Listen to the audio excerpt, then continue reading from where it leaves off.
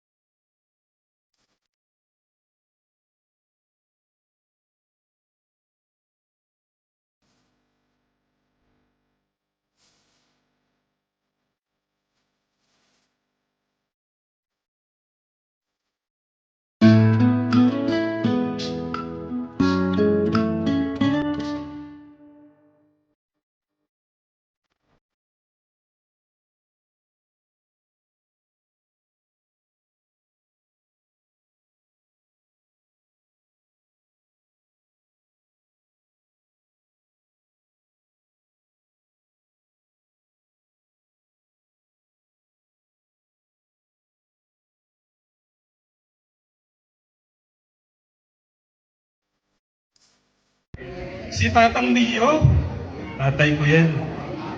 Si Inderluz, nanay ko yan.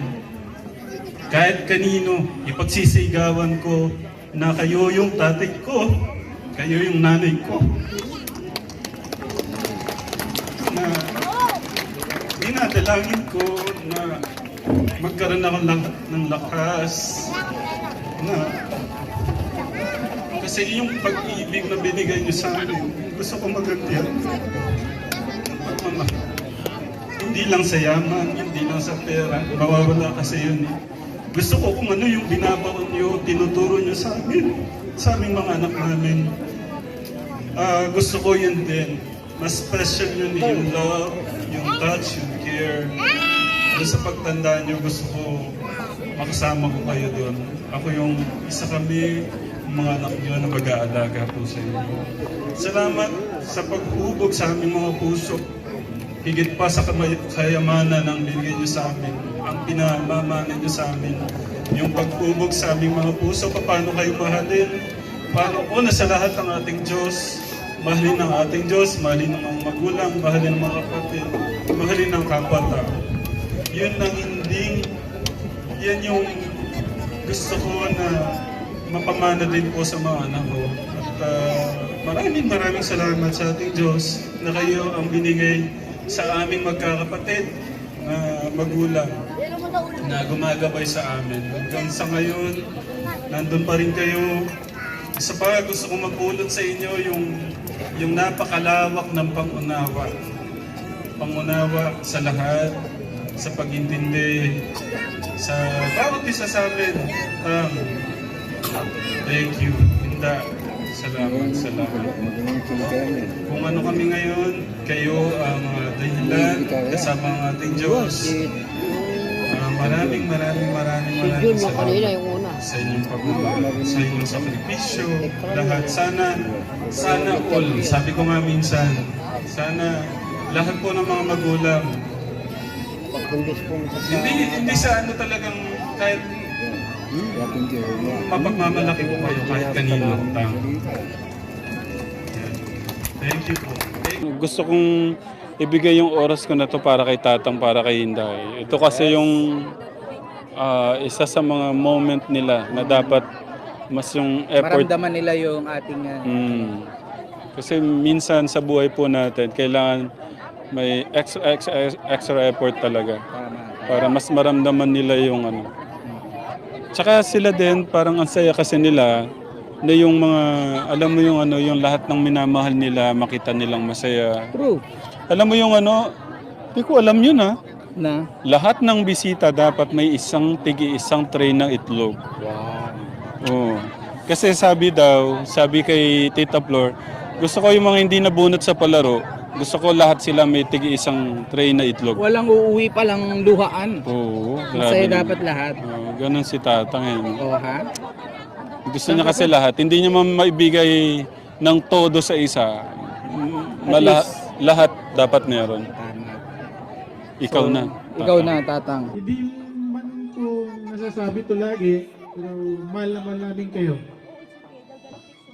I love you. Alam niyo, minsan pasaway yung anak niyo dito. Sa mga magkakapatid ako po, sinalo ko lahat po ang mga pananagutan nila. Kaya kung sa hawarding ako po yan, inuwa po yung lahat. Pero good boy sila, ako lang ang bad boy. Swerte po ako na may mga kapatid po ako. Kagaya po nila ni Camporen. Ayun, ang babaunin ko kay Tatang yung ugali ni Tatang na maagap. Yan yung isa sa katangian ni Tatang. Kumbaga kung kayang gawin ngayon, huwag mo nang ipagpabukas, gawin mo na ngayon. So yan, Tam, maraming salamat sa mga aral na tinuturo niyo sa aming magkakapatid. At huwag kayo masyadong mag-alala dahil malalaki naman na kami. Hindi kayo masyadong mag-aalala na huwag kayong high blood na stress. Kaya na namin, magtutulungan kaming magkakapatid. Ayun, Tam, maraming salamat sa lahat. And wish you all the best. Tang, kaming mga anak mo, yung nakuha namin sa'yo. You always give your best for us. Kung meron man akong gustong i-treasure, tulad ng bulaklak na to, sobrang ganda. Pero hindi ka tulad ng bulaklak na to si Tatang, kasi ito lumilipas, kumukupas. Si Tatang po, simula ako narinig natin, hanggang ngayon, ganun pa rin po yung pagmamahal niya, lalong-lalo na po sa pamilya niya. Kayo po yung aming huwaran ng pagsasama na kahit ano po yung marating sa buhay, nandun po yung kababaan ng loob ninyo at yung simple lang po yung gusto ninyo, mapabuti yung pamilya nyo at yung mga anak nyo. Yun po yung pinakakayamanan nyo po sa buhay. Happy birthday! Isa pang iyakin to. Wala po lang message kasi alam mo yakin ako eh. Yun nga po sabi ni Flor, we are so thankful and blessed na naging part po ng family niyo. And alam ko po na isa po kayo kung bakit naging asawa ko po yung anak niyo. Thank you and we love you, Tatang. Umuwi ka na, anak, sabi niya, ganun sa akin. Birthday ni Tatang mo, masaya na siya, nandito ka. Na kahit na kayo lang ni Travis, hindi ka namin na iniiwan, na buo pa rin yung family mo. Na ano mo sa akin na hindi ako nag-iisa na nandiyan ka lagi, pati si Tat Hinda. Papasalamat ako sa inyo ni Hinda na hindi nyo ako pinabayaan with Travis kahit na kami na ng dalawa. Siyempre, nandiyan kayo magkakapatid, mga kapatid ko, na hindi nyo ako pinabayaan. Papasalamat ako kay Tata dahil sa support ang bigyan niya sa amin na kahit na minsan natatapa yung mister ko. Andiyan po si Tatay na talaga kami, sinuportahan po kami. Hindi po ako naiiyak sabihin po yun kasi yun po talaga yung pamahalaan na inano ni Tatay sa amin parati. At nagpapasalamat ako kasi binigyan ako ng isang magulang na mabait, mapagmahal, itinuring at naramdaman ko, itinuring din ako isang anak. Na Tatay, happy birthday mga tinan. Thank you, thank you.